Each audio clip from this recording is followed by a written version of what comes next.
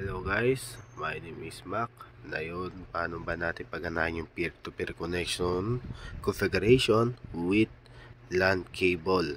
So, so ang ano ibig sabihin yung peer-to-peer connection? So, need natin ng isang laptop,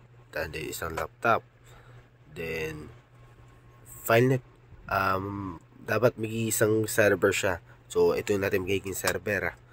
Tapos ito yung client. So, pwede sila magpasa ng ganun-ganon. So, pag nilipat mo dito, nandito yung files. Kung galing files tapos nilipat dito, andito pa rin. So, ayun. So, ngayon, mag-i-intro na tayo.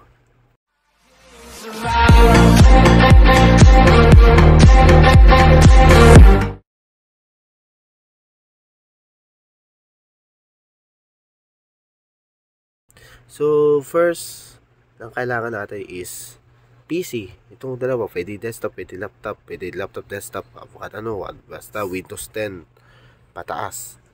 Ayan. Meron ako dito specs is Core i5 8th generation 60 GB RAM. OS ang gamit ko is Windows 11 Pro. Kaya kakaisto ko lang January 20, 2024. Kaya 23H2 ang version niya. At if dito sa PC2, i7 5th gen 8th generation, then yung OS niya is Windows 10 Home 2022 H2 ang version, at kakaisto ko lang January 20, 2024. So, ayan. So, pangalawang requirements is need natin ng LAN cable, at least Cat5 pataas. Ayan, Cat5, Cat6, Cat7, Cat8, o ano bang meron generation na yun. So, ayan, Cat6. Ayan, Ugreen ang brand. Ayan, Cat6, Cat8 pala to, Cat8. Itong Cat8 itong ginagamit ko na yun. So, na yun, isasalpak na natin dito sa PC. Sa PC2 muna tayo. Itong gagawin ko server. So, ayan, sasalpak natin dito. Then, itong kable na to, pupunta sa laptop na ito. Ayan. Ito, ayan. Ayan.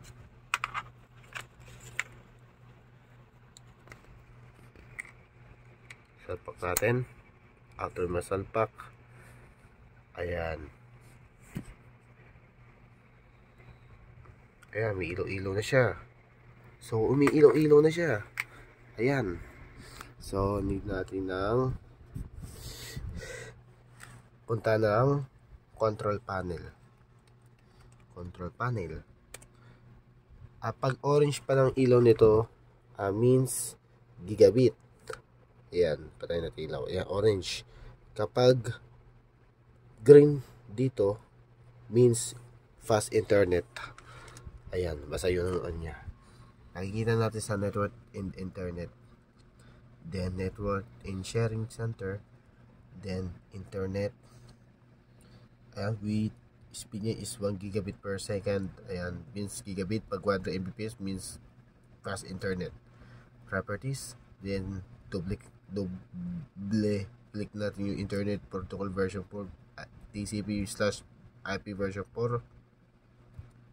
Double click, then use the following IP address. Yan, i-type natin yung IP address is 192.168. depende sa trip mo. Sa akin 88, nasa hindi din ako sa MTIC.2. then next natin yung subnet mask. Ayan, then next natin yung default gateway, PC1 to, PC1. Ayan, 192.168.88.1. so then okay, close. So, activate na rin natin yung settings muna niya. Let us start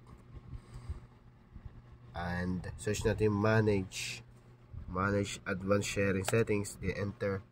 Ayan, on natin to, on, then all networks, lagyan natin yung password protected sharing. Then on natin yung public folder sharing. Yun lang. So ayan, ox na. Sa PC2 tayo. Ayan, punta settings. Ayan, control panel tayo, punta sa start. Then search natin control panel. Ayan, ato nyo makapasok dyan. Network and internet, and network and sharing, then internet. Then ayan, speaking is 1 gigabit per second, it means gigabit. Then properties, then double click yung internet protocol version 4, TCP at IP version 4. Ayan, double click, then use the following IP address: 192.168.88. Dot ano yan, dot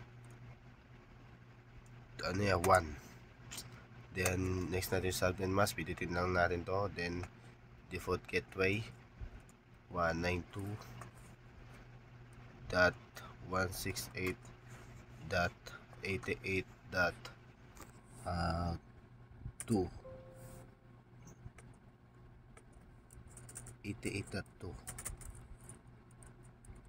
Ayan. Then okay, close. Then punta tayo sa manage advanced settings. Ayan, pasok tayo. Ayan, search natin manage. Ayan, then turn on natin yan. Turn on pati ito, file and painting sharing. Then all networks. Then turn off natin password protecting sharing. Then save. Nawala. So na yung gagawa tayo folder.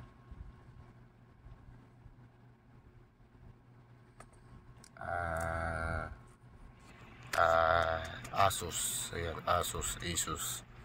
Ayan. So wala naman yan. Kaya kita nyo lang naman. So na yung pinitin natin double. Ayan, lalabas yung ganyan. Then properties, left click yata. Yan, mas nubos yung ganon. Then properties, then sharing, then share, then pindutin to, tapos everyone, then share, then done. Advanced sharing, share this folder, permission, alam mo lang to lahat. Itong dalawa na yan, full control, yun, full control automatic tong dalawa na yan. Then apply, okay, close. So na yun. Ayan, dito tayo sa PC1. tingnan natin kung ma-access yung drive nya. This network. Ayan, na-detect niya. Ayan, laptop yung model niya. Ayan, ito yung model ng yung model name niya or pangalan pala. Ayan, sa PC2 yan. Ayan, ito i7. Ayan. Ito naging server. Ayan. Then ito client na to, PC1. So double click, Asus. So ayun yun, sabihin na ganyan, do you have permission access? Kaya man ganyan. So punumutan natin mag-manage settings. Manage, check natin muna, double check natin. Ayan, ako naman pala dito sa bala. Ayan, double check natin. Properties, sharing, share, hindi pa naka everyone, add pala. Then read and read write, dito pala may problema. Then share, just done, doon pala may problema. So yun, share na yan. check natin yung this PC, then net worth, laptop, Asus. Ayun, wala siyang naman. At dito, wala naman. Itong galing dito, papuntahin ko dito yung laman. So, ayan. Ay, itong naging server tong ano to. Ito yung para files. Lagay ng files. So, punta tayo sa videos. Yung sampal. Ayan, copy. Then, paste. Tingnan natin. Ayun o, sampal agad. Meron agad.